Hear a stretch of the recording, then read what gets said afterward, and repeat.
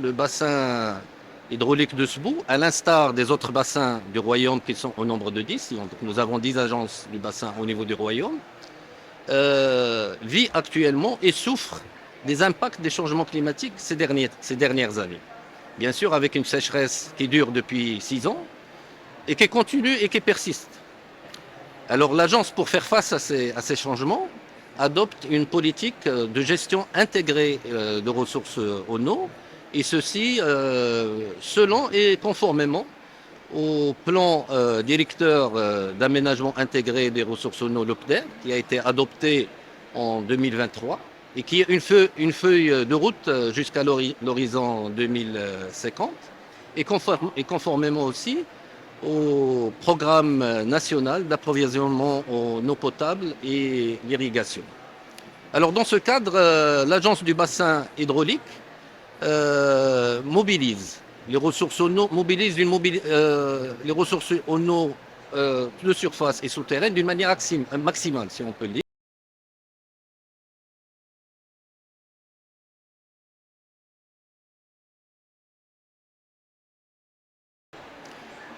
L'agence du bassin hydraulique de Sbou joue un rôle central dans la mise en œuvre territoriale de ces grandes stratégies. L'agence du bassin hydraulique de Sbou élabore des plans d'aménagement à l'échelle de son bassin, des plans d'aménagement intégrés, mais conformément bien sûr aux objectifs du PDER.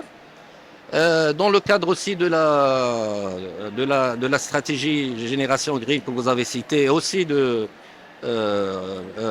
Maroc Vert avant, l'agence du bassin hydraulique accompagne l'effort agricole en matière d'allocation d'eau, mais d'une manière optimale pour l'irrigation.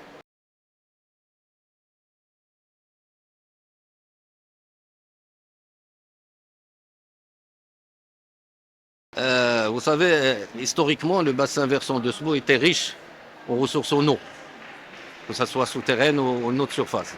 Malheureusement, c'est plus le cas, c'est plus le cas maintenant, surtout ces dernières années. Et donc, nous vivons pas mal de contraintes et de défis. Je dirais la première contrainte, c'est la croissance démographique. Aujourd'hui, au niveau du bassin de Sbou, il y a une population de 7,5 millions de 7,5 millions d'habitants, et qui va atteindre 9,2 millions à l'horizon 2050. Et bien sûr, qui dit augmentation, croissance de population, décroissance de la demande en eau, que ce soit potable, que ce soit en eau agricole. Donc, c'est une première contrainte. Une deuxième contrainte, ce sont les changements climatiques. Ces dernières années, avec ces années de sécheresse, les précipitations ont diminué à peu près de 30%. Et aussi les apports. Les apports ont diminué de 70%. Et on a enregistré une augmentation moyenne de la température. L'année 2022-2023, on a enregistré une augmentation de 1 degré. Et l'année 2023-2024, on a enregistré une augmentation de 1,8 degrés, ce qui est très, très, très, très important. Et bien sûr, à cause de ce réchauffement, il y a une augmentation de l'évaporation.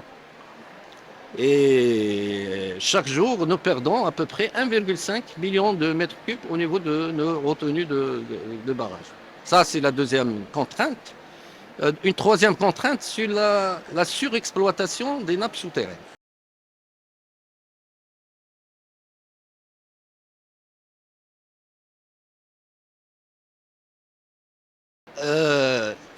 La gestion durable de ressources en eau passe impérativement par une gouvernance participative.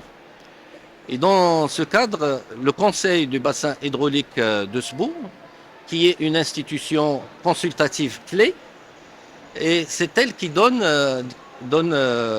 son avis sur les politiques et sur la planification des ressources en eau au niveau du bassin hydraulique de Sbou.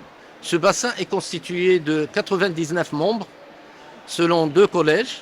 Le premier collège est constitué à peu près de un tiers, et qui est constitué des représentants du gouvernement, des représentants des établissements publics chargés de la production et de la distribution de l'eau potable et de l'électricité, l'établissement public chargé de la distribution aussi de l'eau agricole, l'Office.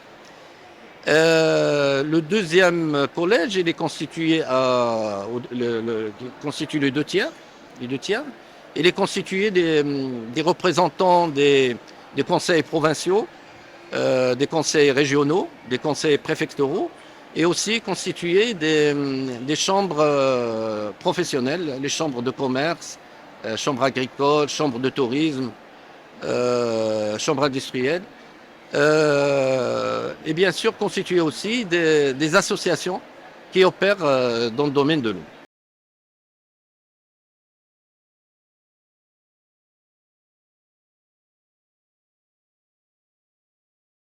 Alors, le Salon international d'agriculture de Meknès, le SIAM, est une plateforme, je dirais, incontournable pour l'Agence du bassin hydraulique de Sbou. Pourquoi? Parce que cet événement va nous permettre de faire valoriser nos projets phares dans notre région en matière, bien sûr, de gestion et de préservation et de mobilisation des ressources en eau. Donc, je citerai les barrages qui sont en cours de réalisation. Je citerai aussi le projet de l'autoroute de l'eau, bien sûr, qui est un projet important, qui relie, bien sûr, le bassin versant de Sebou avec le bassin versant de Bourgrag. Donc, il y a en transfert à peu près 15 mètres cubes secondes à travers cette autoroute de l'eau. Et au jour d'aujourd'hui, nous avons transféré à peu près 700 millions de mètres cubes du bassin versant de Sebou vers le bassin versant de Bourgrag. D'autres projets phares, ce sont les stations de traitement des margines que j'ai citées auparavant. Donc, nous avons 14 stations qui sont réalisées et nous allons continuer à les réaliser. Donc, c'est l'occasion de les mettre en valeur dans cet événement.